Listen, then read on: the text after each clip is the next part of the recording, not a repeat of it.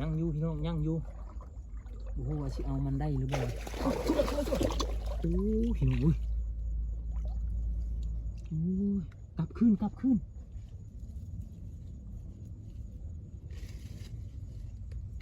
อ๋อถึกแล้วเมื่อกี้นี่ฮะ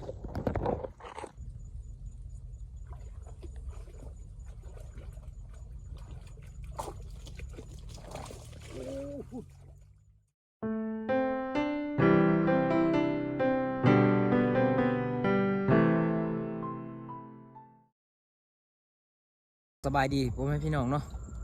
มื้อนี้ก็อยู่กับบ่าวคอนชนบทคือเก่าพี่น้องมื้อนี้บ่าวคอนมาเลี้ยงงัวพี่น้องเนาะแต่บ่าวคอนย่างเลาะห้วยอยู่ลุ่มนี้เมื่อกี้นี้เนาะบ่าวคอนได้เจอปลาคอใหญ่พี่น้องเอ้ยเดี๋ยวนี้บ่าวคอนกำลังสิไปเอาเนาะสิไปหาเบิ่งเนาะบ่าวคอนเก็บแหนี่แหขาดมาแล้วเนาะบ่มีหดลูกมันซ้ำพี่น้องเอ้ยบ่าวคอนสิไปตรงเอาลองเบิ่งเนาะเพราะว่ามันอยู่ในห้วยน้อยๆพี่น้องเอ้ยมาเบิ่งนำกันว่าบ่าวคอนสิเอามันได้หรือบ่พี่น้องเนาะไปพี่น้องไปง่ายเลยบ่าวคอนเจอเมื่อกี้นี้พี่น้องเอ้ยแหก็ขาดมาแล้วพี่น้องนี่บ่าวคอนเก็บเอาแคมนองเมื่อกี้นี้เนาะนี่ลูกมันกับบ่มีซ้ำพี่น้องเอ้ยเขาเอาไปหมดแล้วลูกมันเนาะ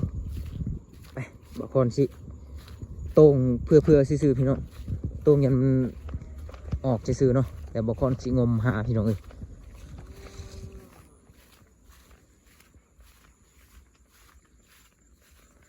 ถ้าว่าได้นั่นกับบ้าพี่น้องเอ้ยได้ปนกับแจวได้พี่น้อง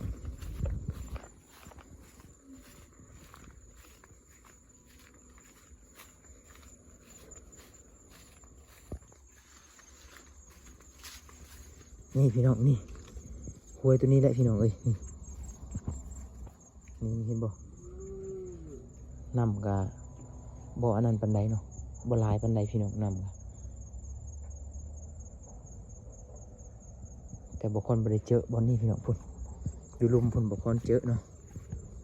ไปพี่น้องบ่ฮู้ว่ามันลงแล้วหรือบ่เนาะ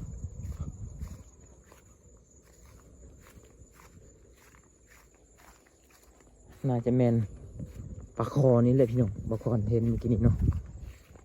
นี่บอนนี้พี่น้องบางทีก็ลงแล้วบ่จักนี่สิ่งนี้แหละนี่ยังอยู่บ่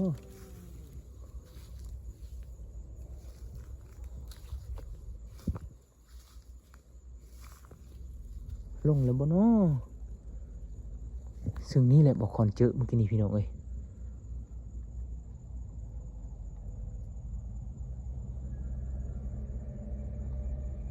มาพี่น้องบ่คอนสิลองงมหาเบิ่งเนาะบ่คอนสิเอาแฮนี่อัดอยู่นี่แล้วก็สิลองงมหาเบิ่งเนาะถ้าว่าบ่เห็นก็น่าจะลงแล้วแหละลองเบิ่งพี่น้อง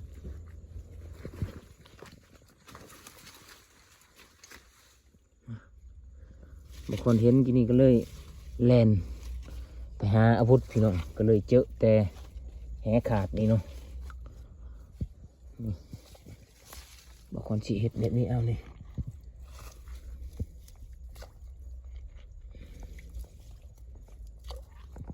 แบบนี้แหละนี่โอ้โหมันโอ้ยสิอยู่บ่แบบนี้บ่มีหินมาเต็ง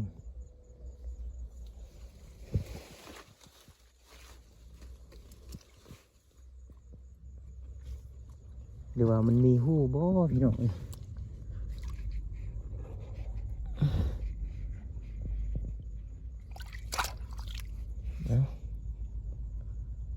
ลองเบิ่งพี่น้อง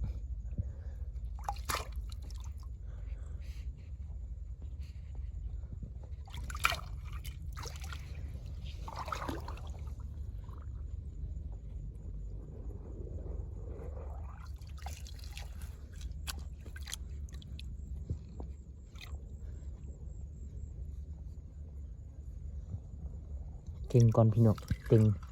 มันบ่มีลูกเนาะแฮนี่ก็เลยเต็งแบบนี้เอา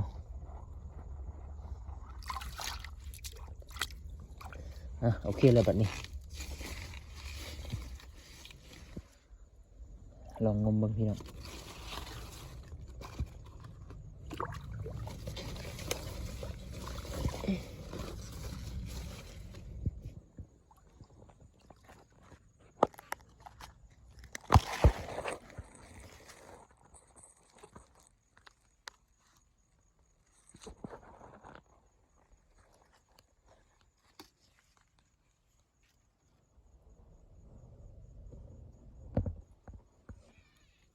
มาพี่น้อง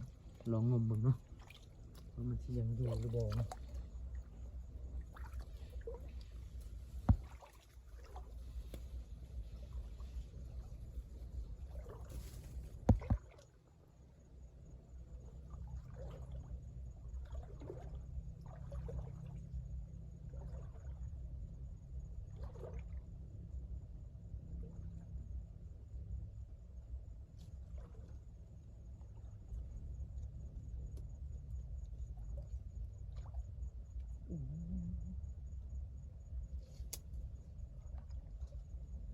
ยังพี่น้องเอ้ยยัง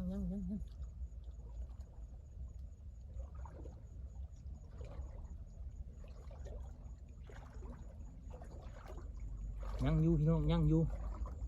โอ้โหว่าสิเอามันได้หรือเปล่าโอ้พี่น้องอุ้ยโอ้ยกลับขึ้น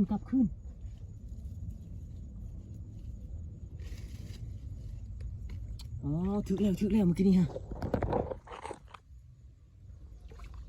ถึกสิ่งนี้แล้วนี่กลับขึ้นพี่น้องเอ้ยโอ้โคตรใหญ่เลยนี่ถึกสิ่งนี้เมื่อกี้นี่มันกลับขึ้น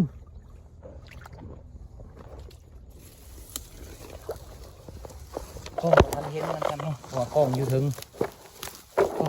พูดพี่น้อง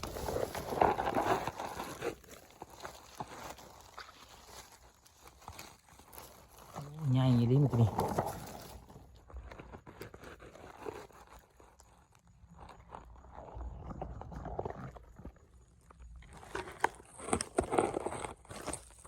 เบิ่งเซ็ตกล้องก่อนพี่น้องเอ้ยโอ้เกือบบ่คอนได้เลยทีนี้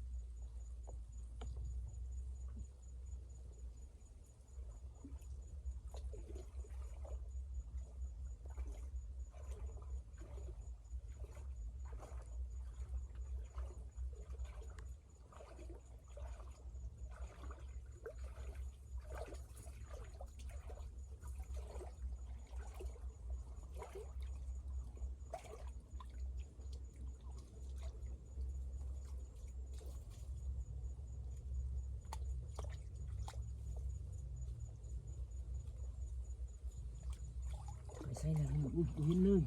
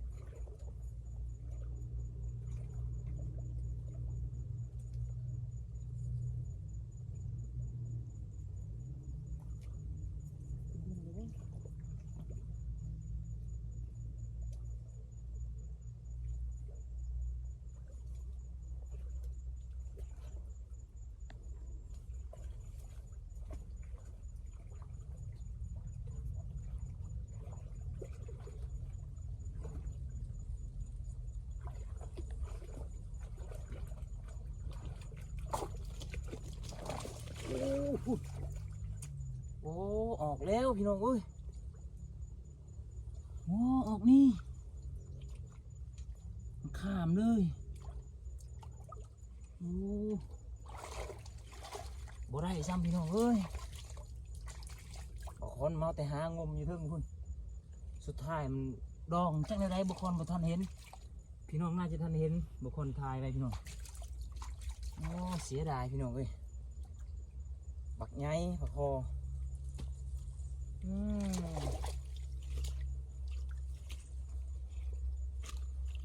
เกือบไปแล้วพี่น้อง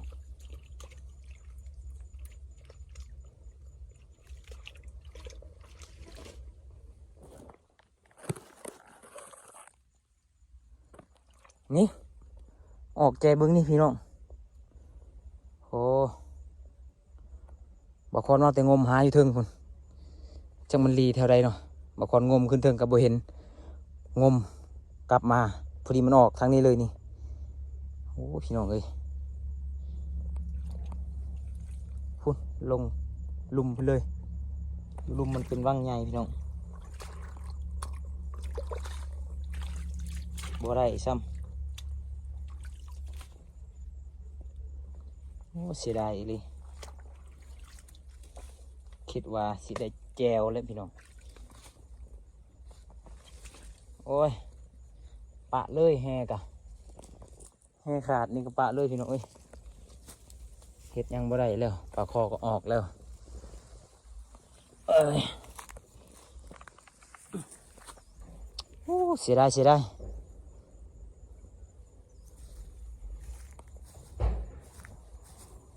พี่มาพี่เลยนี่พี่ลงวังใหญ่พี่เลยโอ้คุณวังบักเลิกๆนี่บ่ไรมันซ้ำโอ้เกือบไปแล้วเกือบไปแล้วโอ้พี่น้องเอ้ยเกือบไปแล้วพี่น้องเกือบได้แจวเนาะนี่ปลาคอใหญ่เลยโอ้ผิดพลาดแล้วจักมันดองจักมันหลอดเนาะบอกคอนบ่ทันเห็นเนาะเดี๋ยวบอกคอนสิเข้าไปเบิ่งในคลิปบอกคอนว่ามันหลอดหรือว่ามันข้ามพี่น้องเอ้ยบอกคอนบ่ทันเห็นซ้ำเนาะดีแต่ว่าบอกคอนตั้งกองไว้เนาะบอกคอนก็เลยสิเข้าไปเบิ่งในกองนี้อีกเนาะถ้าว่าได้ฮันก็ได้อาหารแรงแล้วดิพี่น้องเอ้ยได้ปนกับแจวแล้วดิโอ้ผิดพลาดแล้วเอาบ่ได้พี่น้องโอเคพี่น้องบอกก่อนขอจบคลิปเลยพี่น้องเอ้ยเจอกันคลิปหน้าพี่น้อง